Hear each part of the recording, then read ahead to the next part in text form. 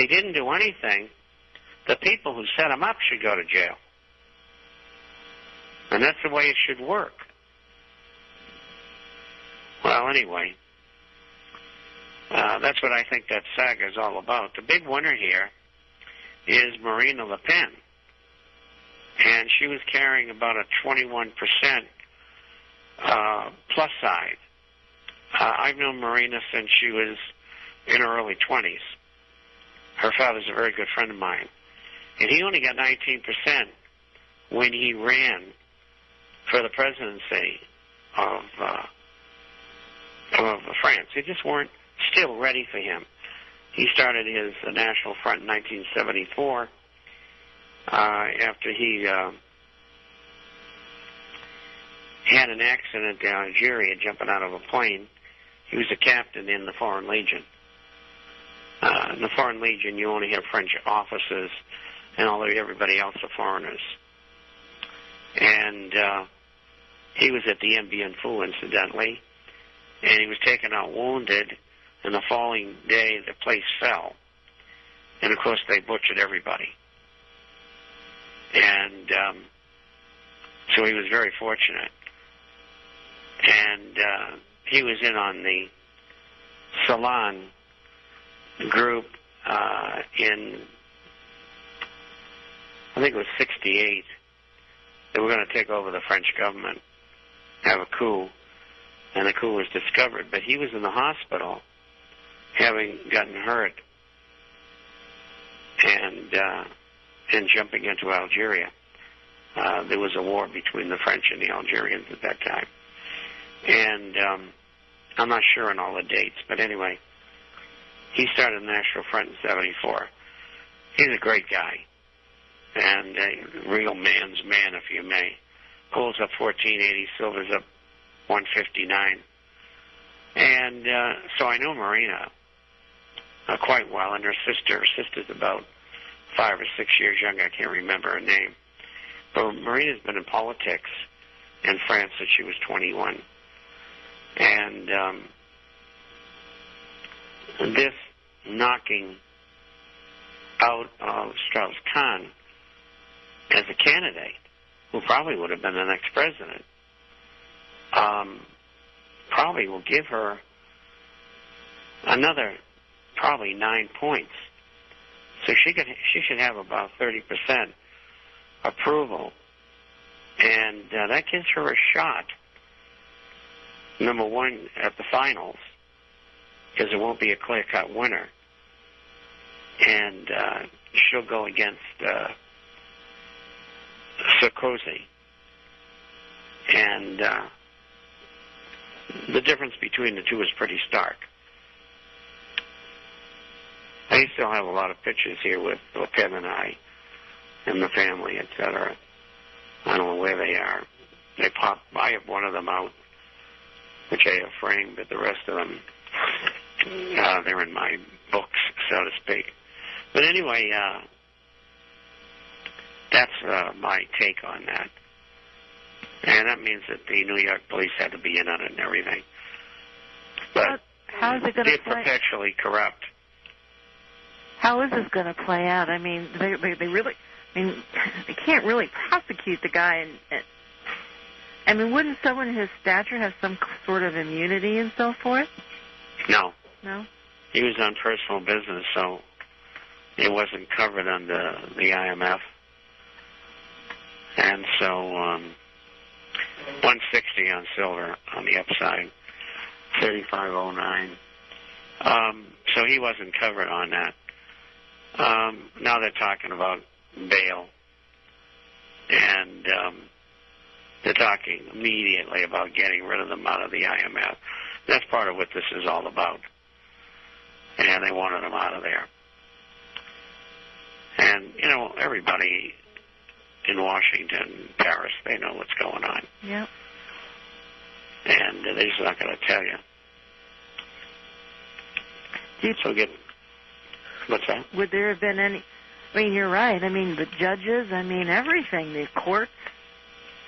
Well, it's all rigged. Yeah. Now, let me tell you something. A good friend of mine, who I haven't seen for some years, was a Gold Shield detective in New York City.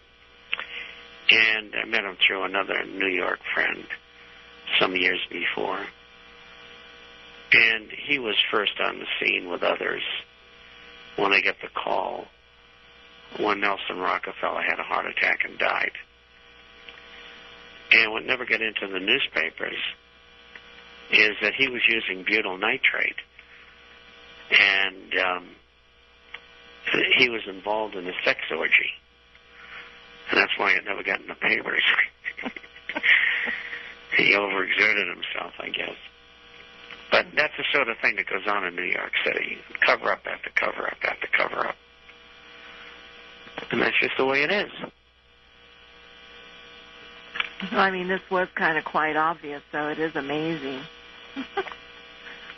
You know. I mean, how's it going to play out? It's an amazing world. It is not what you think it is. Yeah. Yeah. I mean, it's like they almost don't even care anymore if people see through it or not, what is reported and so forth. That's right. It's like they just don't care. That's right.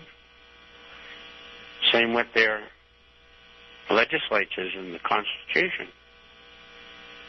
And we got one question here today. Let me find it. I only got 3 of them. I think, no, 2 of them. 2 of them. We got a couple. What's really behind Ron Paul's statement that the U.S. should sell its gold? Oh, yeah. Is it to expose the fact that the U.S. does, in fact, not own any gold, and it was stolen years ago? And the answer, Paul, is yes. Mm-hmm. If they got anything, they got a little bit. And that was borne out about 1.5 years, 2 years ago. When, for delivery, gold arrived, which had been sold, in undeliverable form. And it was melt. And melt is about 80%. So it's certainly not anywhere near good delivery. Had to be re-refined, and the difference had to be made up. I don't know how they did it. But the U.S. was the seller. And they are the only ones that I know of in the world that had coin melt. And so that was, I think, part of what they had left. Now, they may have more coin melt, but they only got 25% of the coins in the country in June of 33. And that's an approximate figure.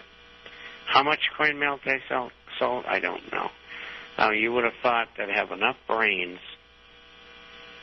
to refine it and put it in good delivery form so they wouldn't have been exposed for what they're doing. And a couple of people wrote about it besides me at the time, but not many people paid attention.